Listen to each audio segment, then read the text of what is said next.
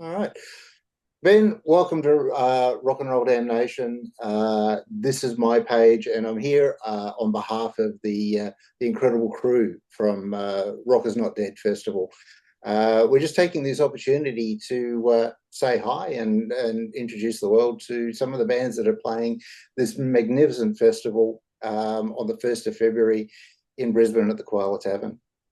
Welcome. Thank you very much. Cheers, thanks. And might I say how cool it is to be on a page named after one of my favourite songs by one of my favourite bands as well. Exactly. So your band is Goatzilla. Yep. For those of us that aren't completely aware of you guys, tell us a little bit about the band and the band's history. Nice shirt. Okay, thank you. Yeah, well there you go. Okay, this is modern history. This is kind of at the sharp end now. So that's the cover of our latest album, Alien Nation. But yeah, history. Okay, so we started back in first gigs were in 2015. So this is going to end of this year is going to be 10 years for us. We started off as we weren't sure what we were going to be at first. We were tossing up between covers and originals, and before we got a chance to learn any covers in full, we ended up writing just about a full album's worth of originals, and so stuck with that. It was very punky at the time. Johnny, who I started the band with, was a real punk fan. I was more your Aussie pub rock kind of thing, and we together we came up with some pretty fun stuff. Then we were recording an album, and as things do with bands, stuff started to go a bit pear-shaped during the recording session. John got bad carpal tunnel and couldn't play. Um, the lead guitarist had to go and do some other stuff work. So that's when we got P1 in, Pete Beardsley. He jumped in and lead guitar and did most of the lead work on the original album Motherfuckersaurus. And then John left, the drummer left, and so then we get in Pete. We got in Pete Jansen, P2. So we got P1 and P2. And Mick Davies jumped in on drums. Mick had actually jammed with John and myself back in the very early days, before we were even a full band, and couldn't commit to playing at the time. And by the time all this came around, which is 2018, he was looking to get back into playing music. So that formed the lineup as we have it at the moment. Um, the album did really well. We surprised the hell out of ourselves. One of the singles off at Drop Bear got voted into the number one spot on 4ZZ's Hot 100 for 2019. Um, Absolutely blown away with that. And yeah, then we just went off to wrote this album. COVID kicked in, of course, which stuffed everybody for a good while. And we ended up releasing Alien Nation in 2024 in when was it? August. It's just come out, and that's been going gangbusters for us. So absolutely stoked with the reception that's been getting. And here we are up now playing Rock Is Not Dead. Absolutely. So, you mentioned the first album, Motherfuckersaurus, which is such a great introduction to the band. And I think the way you've summarized, the band's sort of evolution through members and changing players, there's a definite evolution between that and the latest record, Alien Nation. I think you guys, sound amazing on Alien Nation. The sound seems to be a little bit tighter, a little bit punchier, and sort of possibly a little less gritty, as if I can say that about the first one. And that comes down to the influence and obviously the players in the band at the time. Now, Alien Nation was released through X Music, so you're signed Yep. with X Music. How have you Yep. found those guys? I mean, that's working with another company that's also very focused on being homegrown and has nurtured some of this country's greatest, independent talent. Yeah, look, Tim and the X Music team have been absolutely fantastic for us. So they really helped us push the album on the streaming services a lot harder than we otherwise could have. And a lot of people have got it in for Spotify, and I understand completely why.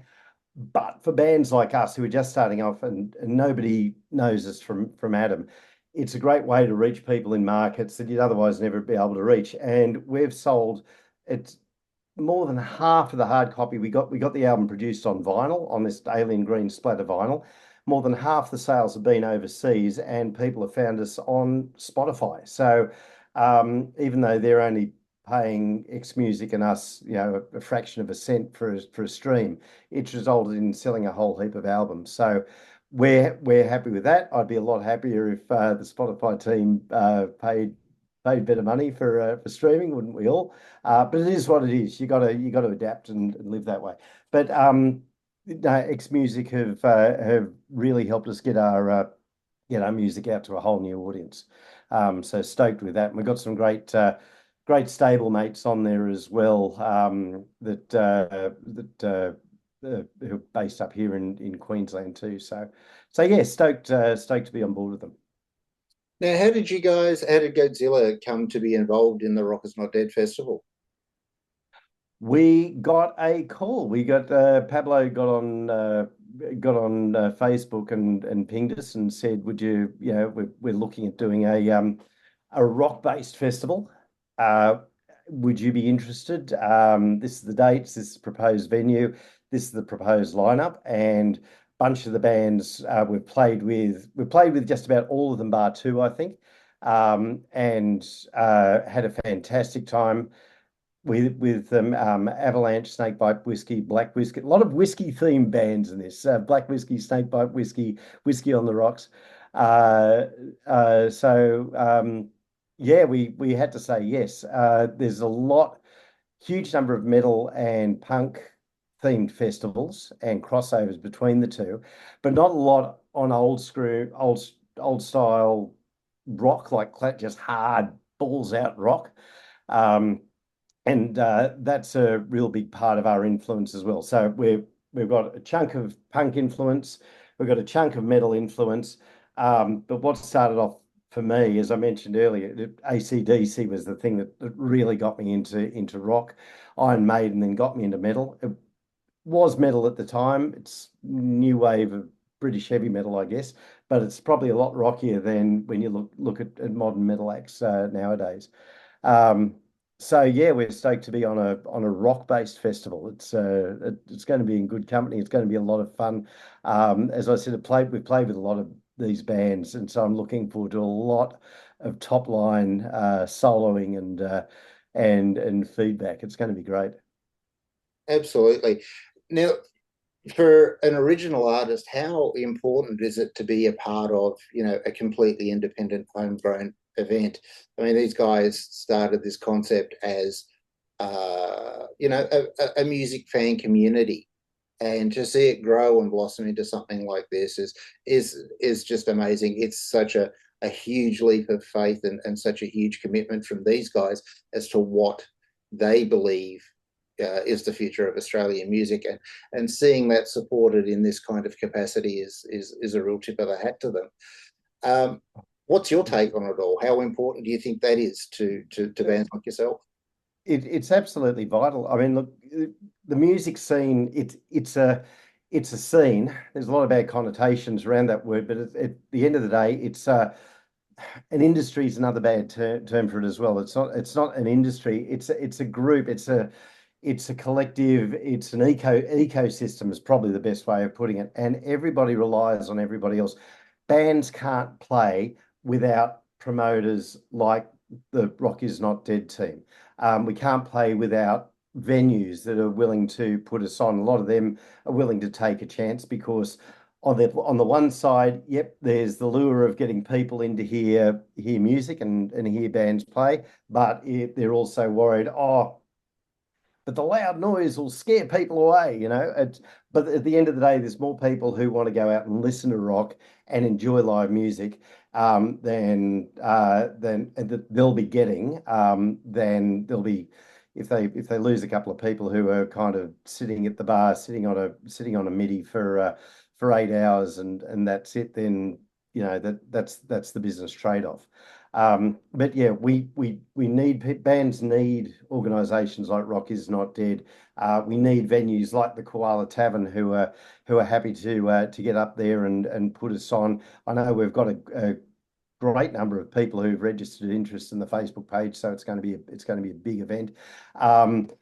Pages and organisations like yourself, Rock and Roll Damnation, to help get the word out there that that this is happening, and that there's 8 of Brisbane's top acts plus one of Sydney, or seven of Brisbane's, one of Sydney's, which is Avalanche coming up. So yeah, we all need each other, and together we're the music scene, we're the ecosystem which keeps music alive even in situations like this at the moment. It's still very quiet after COVID, because people, especially with cost of living, people you've got to pay for a cab to get out there if you want a couple of drinks. You got to pay for the drinks once you're out there, and the drinks aren't cheap either. You got to pay for the ticket on the door to get out there. So it's all cost, but there's a group of people out there who love live music and who keep us alive. And they're, at the end of the day, they're the most important ones in the entire ecosystem, because without them, all the rest of us may as well just pack it up and just sit in the bedroom recording stuff on the computer. Whereas the audience is what makes live music live. So Sorry, very long-winded answer there to your question, but it's important mix of people. Yeah. The as a band that's based in Queensland, do you get to play outside of Queensland much, or is that something that you're looking at doing in 2025? We did a good chunk of that last year. We were touring the album. So we played, had a few trips up and down North Coast, New South Wales, went round, did a bunch of gigs in Sydney, went down to Melbourne, and played around Melbourne and surrounds. So Geelong, went up to Sunbury, which was an absolute blast. And great reception, great crowds. We played in Brisbane a lot, and we were trying to get out around. We had a tour planned when COVID kicked in, and we all know what happened there. So it was great to be able to get out and see a bit more of the country and make some new fans and hear a bunch of new bands as well. So there's a lot of other top rock bands out there that we'd love to get on the bill with if they're coming up here, or if we're heading down there, that we met as well. So the rock scene in Australia is it's not thriving, but there's a hardcore, healthy support base from which we can grow and regenerate it into what it was. Absolutely, it's something that's been missing for forever. I was blessed to, start seeing pub gigs from I guess the late 80s and through the 90s, when we really were champions of what we were doing from a pub venue, or pub band scene. I mean, Baby Animal, Judge Mercy, Killing Time, all of those great bands, and even the Jets, back when they were still doing the pub gigs. We have an incredible history of producing great rock and roll, and it's for me, I think the whole excitement of Rock Is Not Dead is exactly that. It's making a statement that it's not dead. It might be, covered in a couple of leaves, but it's not dead. We're ready to come back, stronger than ever. For 2025, beyond Rock Is Not Dead, I mean, what's next for you guys? We've started writing another album, so that's on the boil. We're using all the skills that we picked up from the first one to record this one. Something about Alienation. We recorded it basically at home on home gear, and it was mixed and mastered by Pete Jansen, one of our guitarists. And we're absolutely stoked with the result there. So it was a bit of a learning curve. Because of COVID, we did have a lot of time to work out a few bits and pieces and work out what we were doing. Trickiest one for me, I think, was probably vocals. I don't have the patience to sit there and keep hitting the space bar and going back over and tracking myself. So I went up and recorded the vocals with Guy Cooper at Serotonin Studios out in the hinterland here in the Gold Coast. But the rest of it, we recorded at home. So Mick recorded his drums in his home studio. We had Tiago, who's our second drummer, who kind of jumps in and fills in for. He did a couple of tracks as well. He did the same thing, but all of us for the guitars and basses plugged in at home, reamped through a bunch of tech, which I won't bore everybody here with. If you want to find out more about it, ask us during the gig, and we'll bore the pants off you talking about the signal chains and everything. But yeah, we're recording everything again ourselves, and that's a lot of fun. Love writing and recording nearly as much as we love playing live. It's awesome. So, just in wrapping all of this up, who are you most looking forward to sharing the stage with at Rock Was Not Dead? Ah, ah, that's a very tough one because, as I said, we've played with just about everybody there. Avalanche are awesome. They put on an amazing show. Top bunch of people, and Bite Whisky as well. Kind of played with them a bunch. They always put on a wild show, so they're great to see. So I could go through the entire list, but look, I think Avalanche are going to be the standout ones for me. Yeah. And from, a live music fan's point of view, why should somebody come along to Rock Is Not Dead? We've got come along and find out. I mean, you've got the bands that are playing here are of a standard of the bands that you mentioned that were getting around the 80s and 90s. It's just that we don't have the audience sizes these days, or the number of venues, or the number of opportunities to get out and gig. So you're going to hear amazingly talented performers. You're going to hear killer face melting guitar solos, huge drum work from a bunch of these people, great stage shows. Everybody here puts on a really great stage show. You're going to have an absolute blast. So please come along. Tickets are relatively cheap as chips. We're not charging anywhere near as much as Taylor Swift wanted for hers. And we'll do free meet and greets as well instead of having to pay for those. But yeah, look, come along, Koala Tavern on the 1st of February. Links will be in the description of this. I'm sure that you can click on to come along to. So please, we'd love to see you there. It's going to be a full house. Absolutely. Look, Ben, thank you for your time. And I just want to give you a chance to, plug whatever. Will you have merch at the shows? Will you sign vinyl? Will you do all of the good stuff that comes with people discovering amazing rock and roll? Yeah, we will. We've got our album on vinyl, as I mentioned. It's 12 inches of splatter green alien translucent vinyl, which looks absolutely fantastic. Limited run, so that's a collector's edition. T-shirts like this one, which is going blurry. There you go. We've got other T-shirts, hats, beer coolers. All the other bands will have great stuff as well. We will be signing it, and we will be playing our absolute asses off, and getting very sweaty. So, yeah, please come along. Love to see you there. All right, Ben. Thank you again for your time, mate. It's been an absolute pleasure chatting to you, and we'll see you at Rock Is Not Dead. Thanks, Andrew. Thanks, Rock and Roll Damnation. Thanks, mate.